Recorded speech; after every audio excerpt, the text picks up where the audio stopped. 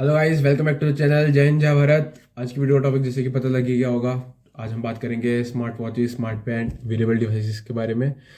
काफ़ी लोग आजकल की ज़िंदगी में एक्स्ट्रा करिकुलर एक्टिविटीज़ परस्यू करते हैं। मैं खुद स्पोर्ट्स खेलता हूँ, साइकिलिंग, स्विमिंग, रनिंग, थोड़ा थोड़ा। इसमें क्या होता है, मैं अपनी एक्टिविटी ट्रैक करता हूँ, तो मेरी घड़ी थी जो बंद पड़ गई थी। तो मैं सोचा इसके अंदर क्या क्या होता है, देखते हैं। तो आज हम डिस्कस करेंगे कि एक स्मार्ट वॉच के अंदर, स्मार्ट बैंड के अंदर क्या क्या होता है, उनके कंपोनेंट्स, उनके कनेक्शंस। तो चलिए स्टार्ट करते हैं स्कीमेटिक से। स्कीमेटिक में हमको सबसे सेंटर में एक दिख रहा है कुछ, तो ये कह रहा है हमारा ESP32W रोम। तो ये क्या है, हमारा ब्रेन ऑफ आर PCB। जैसे कि हमारा ब्रेन है, एक्शन परफॉर्म करवाता है हमारे सेंसर से। Not talking about involuntary actions, वो तो अलग बात है, बायो नहीं पढ़ाऊंगा।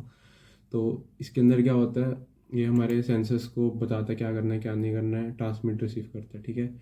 इसी के बगल में हमको दिख रहा है MAX30102। ये क्या है, हमारा हार्ट रेट सेंसर। जैसे कि ECG होते हैं, उस टाइप का ही सेंसर है।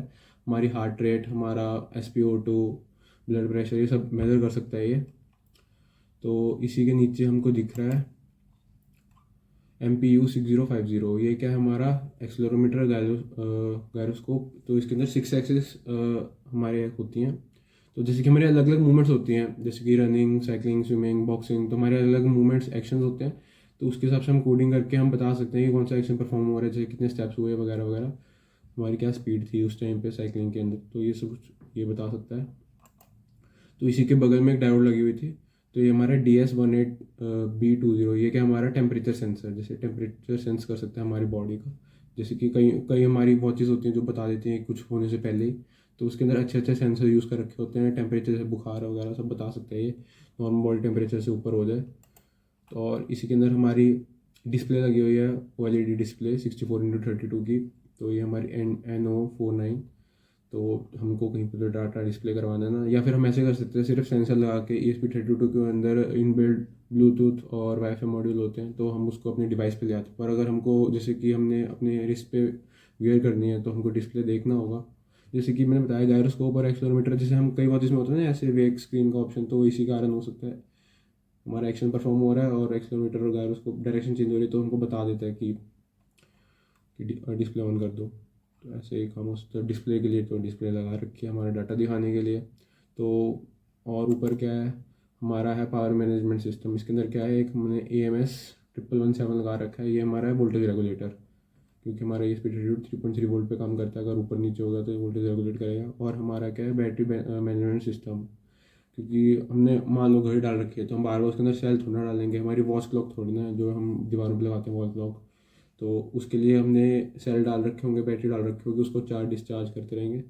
डिस्चार्ज होगी जब सेंसर वगैरह यूज़ करेंगे, डिस्प्ले यूज़ करेंगे, चार्ज हम अपने हिसाब से करेंगे। जैसे कईयों की बैटरी लाइफ होती है, अच्छी होती है, बैटरी अच्छी यूज़ होती है लिथियम आयन वगैरह, तो उसको चार्ज करेंगे हम MCP7831 से। ये हमारा BMS की चिप है। तो ये हमारा ऑलमोस्ट स्कीमेटिक सारा कवर हो गया। और इसके अंदर मैं बताना चाहूँगा कनेक्शंस। तो जैसे कुछ सेंसर होते हैं, वो I2C होते हैं, integrated to integrated communication use करते हैं। उसमें क्या होता है, इंटर इंटीग्रेटेड कम्युनिकेशन के अंदर हमारी SGA और SCL पिन्स होती हैं। SGA क्या होता है, हमारा सीरियल डाटा लाइन, और SCL क्या होता है, serial clock. Serial clock line use होती है हमारी सिंक्रोनाइजेशन ऑफ डाटा सिंक के लिए, कि जो सेंडर और रिसीवर, जो यहाँ पर मास्टर और स्लेव है, उसके अंदर डाटा रिसीव करने के लिए। और SGA क्या होता है, जैसे हमारी अलग अलग बस लाइन्स होती हैं, बस लाइन्स होती हैं, जैसे कि एड्रेस लाइन्स, डाटा लाइन्स। तो हमारी डाटा लाइन क्या होती है, मास्टर और स्लेव के अंदर कम्युनिकेशन करती है डाटा की। तो हमारी जो SGA होती है वो इसलिए होती है, जैसे कि हमारे यहाँ पर ब्रेन है मास्टर, ESP32, और स्लेव मान लो कोई भी हमारे सेंसर है, तो हम उससे डाटा रिसीव करके उसको देंगे। तो अभी हम बात करता हूँ इसके PCB लेआउट की। मैं खोलता हूँ, राउटिंग कर रखी है मैंने। तो ये मैंने सर्कुलर PCB यूज़ करा था। इसकी मैं डायमेंशन देख देता हूँ आपको कितनी बनती है।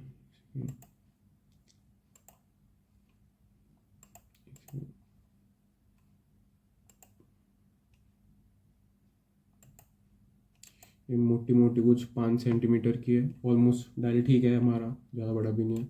ये इसका 2D है, और 3D में दिखा देता हूँ।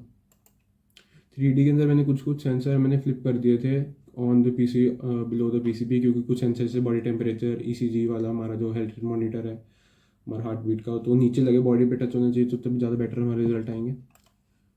तो ये मैंने 3D PCB बना रखी है इसकी। तो देखो पीसीबी बनाना कोई मुश्किल बात नहीं है, डिफिकल्ट इसकी कोडिंग होती है, तो कंप्यूटर वाले करेंगे, हमारे काम का है नहीं। तो आई होप आपको कुछ समझ आ गया होगा। इसके अंदर बथेरे एक्शन परफॉर्म कर सकते हैं, जैसे कि जो हमारा ये गायरोस्कोप एक्सेलेरोमीटर, इसकी कोडिंग करके हम ESP30 को, जैसे हमारे अलग अलग एक्शन है, जैसे कि हम चुटकी बजाएं तो हमारा घड़ी डाल रखी है हमने, चुटकी बजाएं हमारा टीवी ऑन हो जाए, AC ऑफ हो जाए, लाइट्स ऑन ऑफ, ये सब कुछ करवा सकते हैं हम। और बहुत कुछ करवा सकते हैं, हमारे पास डिस्प्ले लगी हुई है ESP32 है, इससे हम बहुत कुछ करा सकते हैं अपनी स्क्रीन पे, कैलकुलेटर वगैरह सब डिस्प्ले करा सकते हैं। तो ये हमारा हो सकता है, वीडियो थोड़ी लंबी ना हो जाए।